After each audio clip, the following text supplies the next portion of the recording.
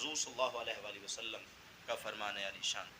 حضرت سیدنا ابو ادریس خولانی رضی اللہ تعالی عنہ حضرت معاذ بن جبل رضی اللہ تعالی عنہ سے آپ نے بات کی، کہا کہ اے حضرت معاذ بن جبل، میں اللہ کے لیے آپ سے محبت کرتا ہوں۔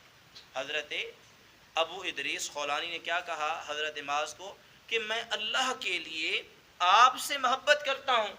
تو حضرت سیدنا معاذ بن جبل رضی اللہ تعالیٰ عنہ نے فرمایا کہ تم خوش نصیب ہو، تم خوش نصیب ہو۔ کیوں خوش نصیب ہو؟ فرمایا کہ میں نے کملی والے محمد مصطفیٰ صلی اللہ علیہ وآلہ وسلم کو فرماتے ہوئے سنا کہ کل بروز قیامت بعض لوگ ایسے ہوں گے کہ جن کو جو ہے رب ذوالجلال کے عرش کے سائے میں عرش کے ساتھ جو ہے کرسیاں ان کے لیے لگائی جائیں گی، اور وہ لوگ بڑے ہی چین کے ساتھ جو ہے وہ عرش کے سائے میں کرسیاں جہاں لگی ہوں گی ان پہ بیٹھے ہوں گے، نہ ان پہ کوئی گھبراہٹ ہوگی، سارے لوگ گھبراہٹ میں ہوں گے، سارے گھبرا رہے ہیں، ان پہ کوئی گھبراہٹ نہیں، سارے خوف زدہ ہیں قیامت کے دن کے کیا بنے گا، ان پہ کوئی خوف نہیں ہے، ان کو کوئی غم نہیں ہے، ان کو کوئی اندیشہ نہیں ہے۔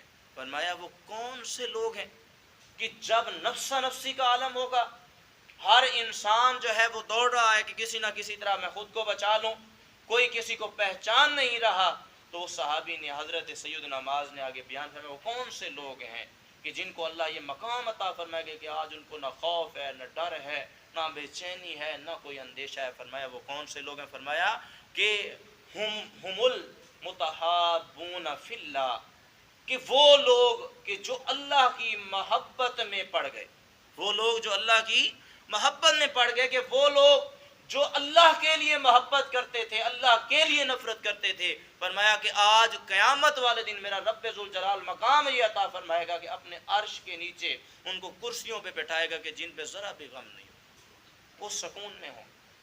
کیوں ہوں گے؟ کیونکہ ان کا جینا مرنا اٹھنا بیٹھنا صرف اور صرف اللہ کی محبت میں تھا، تعلقات اللہ کی محبت میں تھے، وہ کوئی کسی سے نفرت بھی اللہ کے علاوہ نہیں کرتا۔ تو آج ہماری زندگیاں بھی اگر ایسی ہو جائیں تو پھر ہم سدھر جائیں۔ چھوٹی سی بات ہوتی ہے، ہم بات کرنے کے لیے تیار نہیں ہیں، ہماری محبت نہ اللہ کے لیے نہ اس کے رسول کے لیے، ہماری نفرت نہ اللہ کے لیے نہ اس کے رسول کے لیے۔ تو ہمیں چاہیے کہ ہم اللہ اور اس کے رسول کے لیے زندگی گزاریں۔ ہماری زندگی کا مقصد اللہ اور اس کا رسول ہونا چاہیے۔ جب اللہ اور اس کا رسول ہوگا تو دونوں جہانوں میں کام